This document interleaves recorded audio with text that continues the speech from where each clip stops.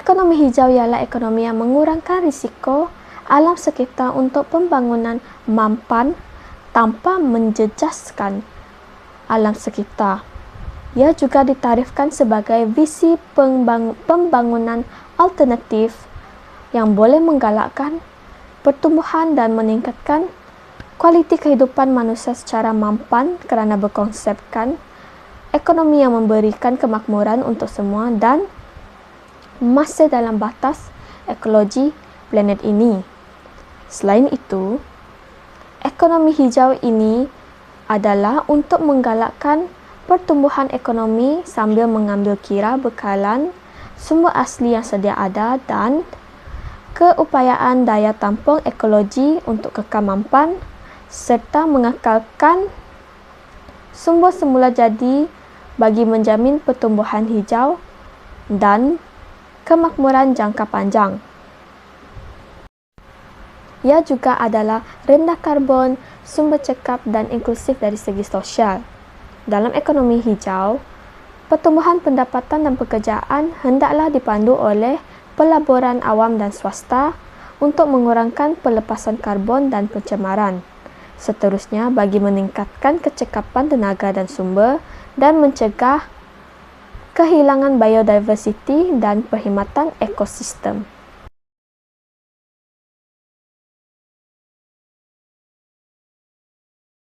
Pembangunan mapan ialah pembangunan yang dapat memenuhi keperluan pada masa sekarang tanpa menjejaskan keupayaan memenuhi keperluan pada masa depan. Pembangunan bandar yang mapan harus dijalankan dengan mengambil kira keupayaan menampungnya, pengambilan sumber, penganggihan bahan buangan serta kadar pencemaran yang dicetuskan ke atas bandar dan kawasan sekelilingnya. Pembangunan bandar yang mapan perlulah mengambil kira keadilan sosial, keperluan manusia asas, kesihatan awam, kesedaran persekitaran dari segi ruang dan masa. Salah satu cara untuk mencapai pembangunan mapan tersebut adalah melalui kesihatan ekonomi bandar. Justru itu, aktiviti ekonomi, peluang pekerjaan dan kemiskinan perlu diambil perhatian. Dan daripadanya, peranan aktiviti informal serta perdagangan skala kecil, petty commodity sector menjadi penting.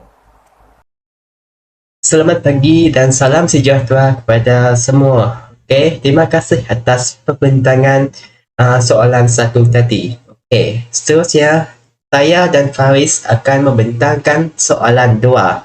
Jadi, sebelum kami buat bentangan, saya ingin memperkenalkan diri saya dan ahli kumpulan saya.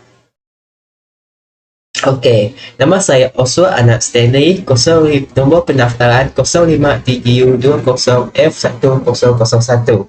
Dan bahkan saya adalah Faris, nombor pendaftaran dia adalah 05TGU20F1019.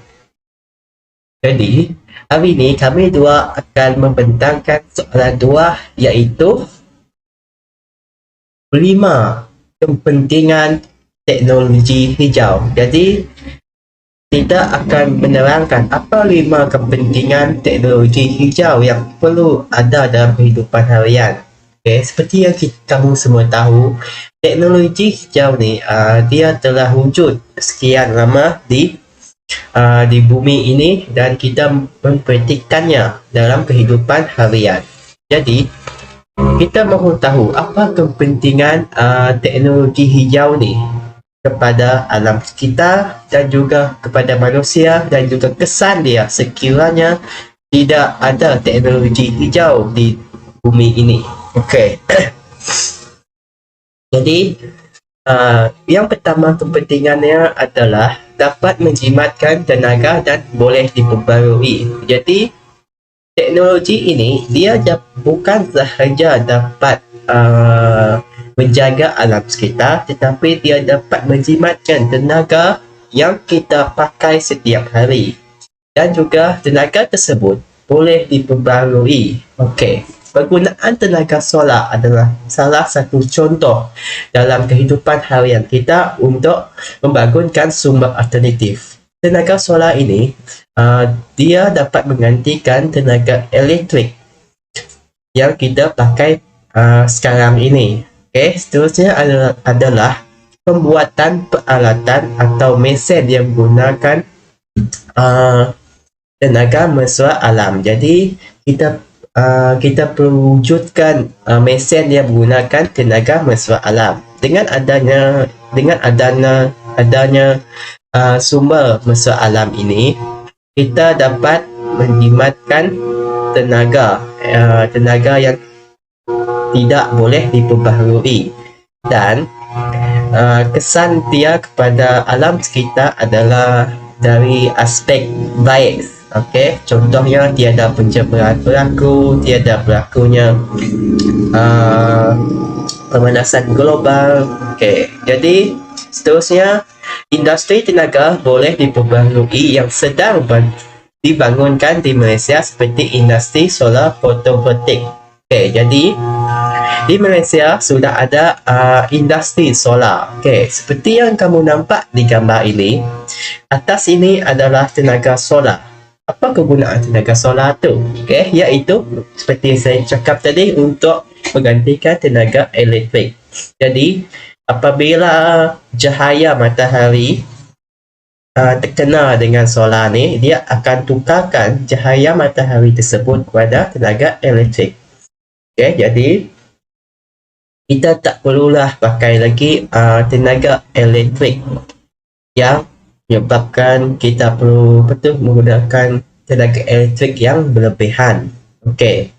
Seterusnya adalah penggunaan alat-alat elektrik cekap tenaga. Okey, penggunaan alat-alat elektrik yang cekap tenaga ni seperti apabila kamu membeli barang elektrik, dia akan ada memberitahu penggunaan elektrik dia. Okey, jadi yang mana lebih jimat dan yang mana lebih kurang jimat. Biasanya lah kan, alat elektrik yang mahal mempunyai penjimatan tenaga yang lebih cekap. Okay. Seterusnya, penggunaan kenderaan awet alternatif. Jadi kita perlu menghentikan kenderaan yang menggunakan asap tadi dengan kenderaan elektrik seperti LRT ni. Okey. Jadi dengan adanya LRT ni, tidak berlakunya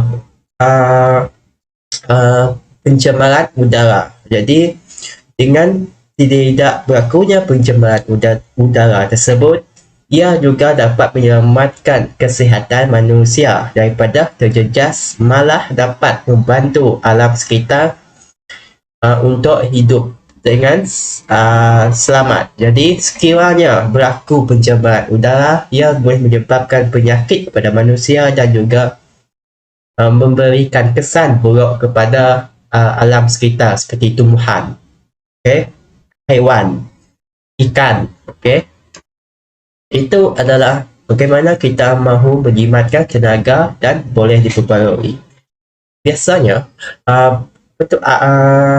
sesuatu yang boleh diperbarui ini adalah sesuatu yang sentiasa ada dan tidak akan habis selama-lamanya. Dan sesuatu yang tidak boleh diperbarui ini adalah sesuatu yang tidak akan kekal lama dan dia akan habis pada masa akan datang. Contohnya seperti petrol. Petrol ni kita dapatnya daripada sumber bawah laut, yang kita korek, lepas tu kita tukarkan menjadi minyak petrol. Seterusnya adalah kedua. Apa kepentingan kedua adalah kita dapat memulihkan alam sekitar dan juga dapat meningkatkannya lagi. Pemulihan alam sekitar akan meningkat sekiranya penggunaan teknologi rendah karbon ini seperti penggunaan solar dan hidro yang tidak akan memberikan kesan buruk kepada alam sekitar dan memelihara ekosistem, malah dapat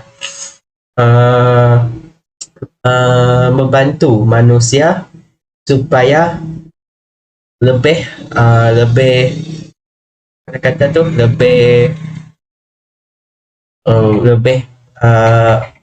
kepada penggunaan yang baiklah. Jadi maksudnya di sini adalah manusia dapat menyelamatkan alam sekitar sebelum terlambat. Seterusnya ada pembebasan gas rumah hijau yang rendah menyebabkan tidak berlakunya penipisan lapisan ozon dan kurangkan pelepasan karbon ke udara. Jadi, sekiranya gas rumah hijau ini berlaku, ia boleh menyebabkan penipisan lapisan ozon, dan apabila berlakunya penipisan lapisan ozon, berlakunya pemanasan global yang sangat-sangat teruk sekali. Okay. Pemanasan global ini bukan saja boleh menyebabkan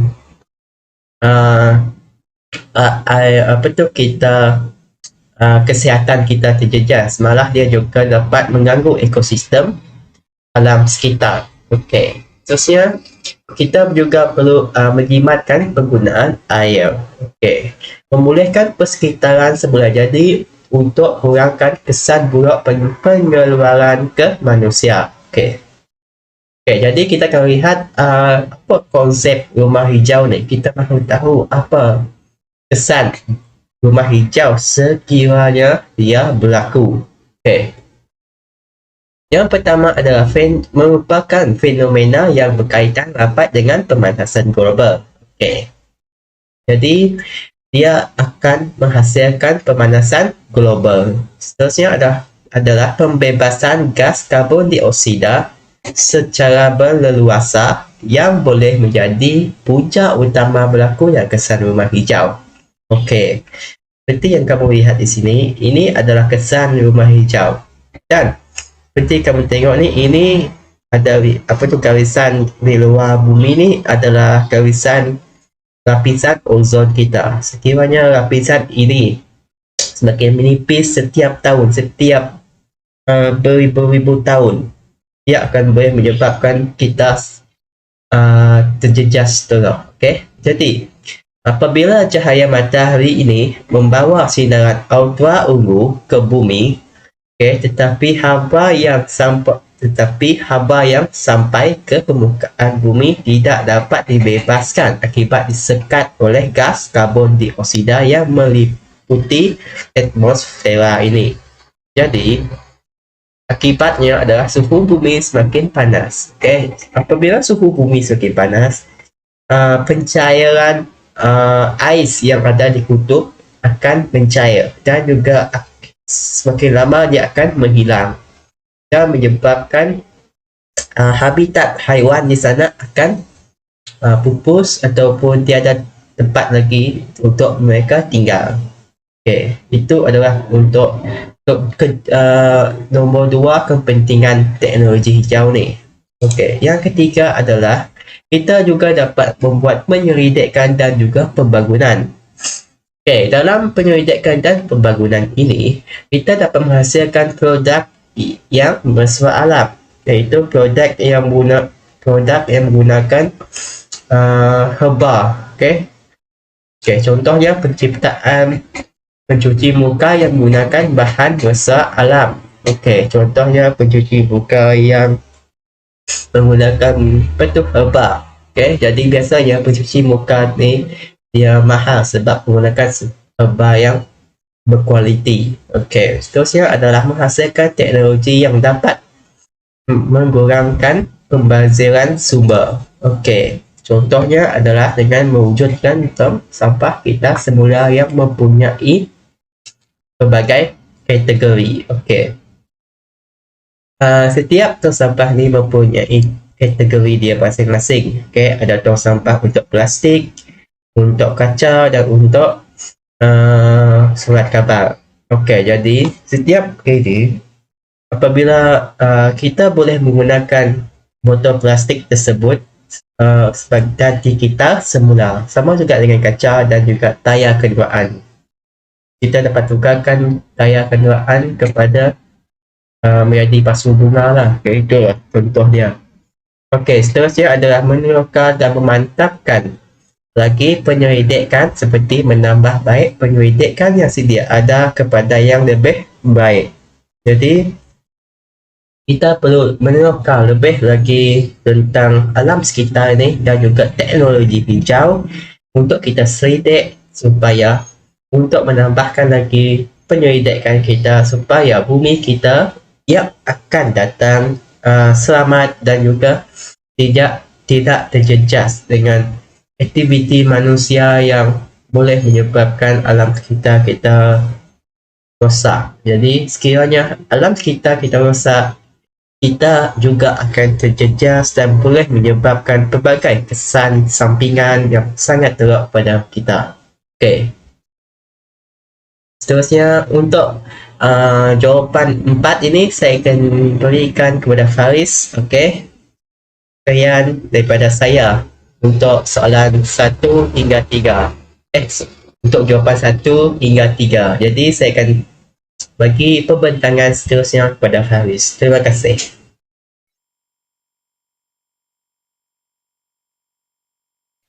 Yang keempat adalah kelestarian kehidupan.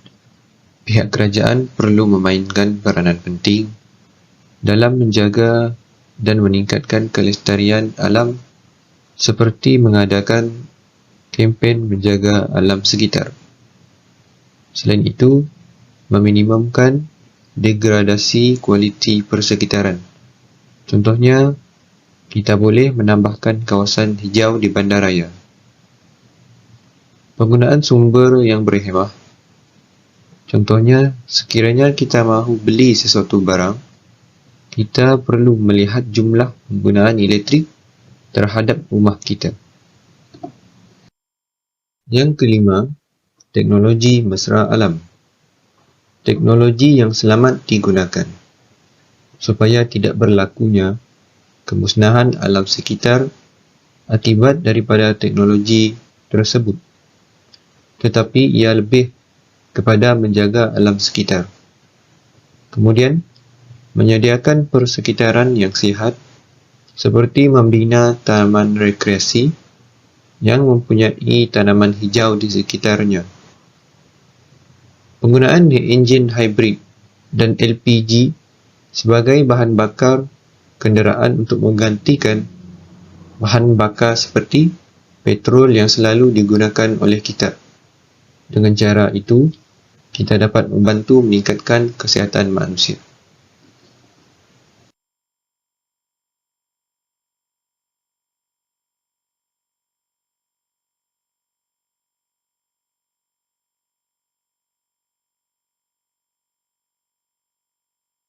Yang keenam, memperlahankan proses perubahan cuaca. Kurangnya pelepasan gas hijau yang boleh menyebabkan suhu di bumi tidak meningkat. Ini bermaksud tidak berlakunya pemanasan global yang boleh menjejaskan kesihatan manusia serta alam sekitar. Pemanasan global ini juga dapat kita kurangkan. Bencana alam akan dapat dikurangkan dan juga dapat kita memelihara alam sekitar sehingga ke generasi yang akan datang. Hi, my name is Winnie Tan Siu Chin. No matrix is 05DGU to 0F1004. Today, I would like to explain the importance of green technology in question 3. Firstly, help slow global warming. Serve an increase in temperature pairs with increased greenhouse effects. Some of the negative consequences of this include smoke pollution, ozone depletion, ocean acidification, and change in the growth of plants. However, climate change can be slowed with the help of green technology as it taps into the potential innovative methods of energy production and reduce carbon use. Second, to ensure that clean the renewable source of energy are used to prevent the complete exhaustion of the other non-renewable sources. Our kind is actively working on the exhaustion of fossil fuels. So we need to urgently find an alternative. Green technology aims the active use of renewable resources like sunlight, water, and wind through solar panels, dams, geothermal, wind turbines. Thirdly, benefit in environmental. Perhaps the single most significant benefit of building utilizing green solutions is the environmental impact.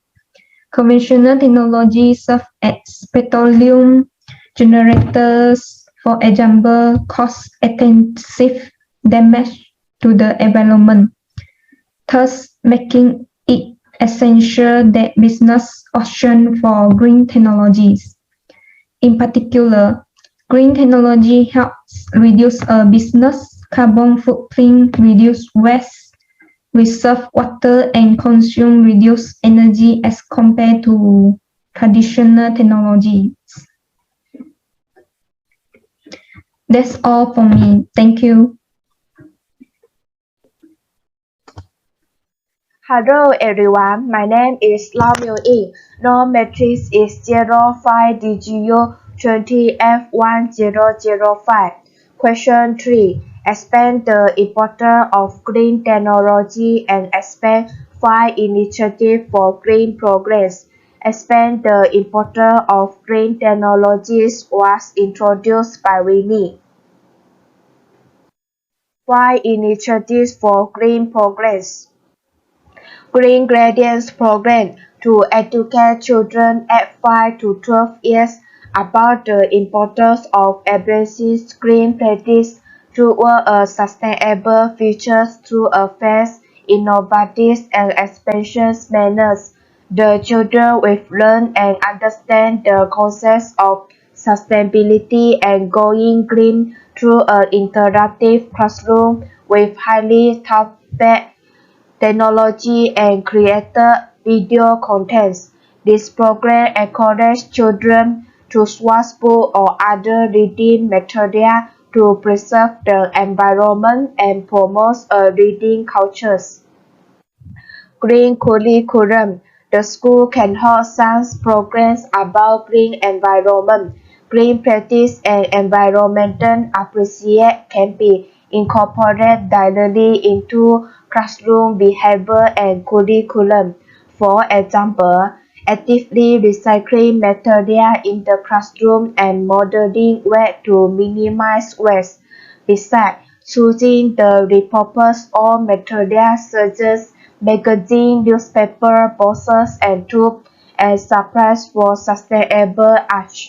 By modeling and consciously engaging in sustainable behavior tasks at school, children can develop a gratitude for the environment that will continue past their education. Green Technologies Innovation Carnival. This program to create awareness among students, teachers, and the community about the importance of green technology, knowledge, and its effect in life application. Besides initiatives, inverse and innovative cultures based on green technologies, it is hoped that the knowledge and awareness of green technology, renewable energy, and energy efficiency can be shared and practiced nationwide as an effort toward better futures. Community Gotong Royong. The Gotong Royong activity is one of the green programs that is cleaning the surrounding area to maintain its clean. Cleaning will include cleaning of complex, low-cutting garbage deposits, drainage, and field cleaning and surrounding area. Through this activity can be maintained health and comfortable conditions in our life. As an inhabitant of the earth, we can activate ourselves in the practice of Gotong Royong to green the earth and environment is always protected. 3R. Reduce, Reuse, and Recycle Awareness Program. The 3R initiatives as to promote the 3R, reduce, reuse, and recycle globally so as to build a sound material cycle society through the effective use of resources and material. The 3R programs reduce the amount of garbage going into landfills, thereby protecting and conserving our environment. The success of the 3R will mean less waste is produced and thus less demand for landfill space.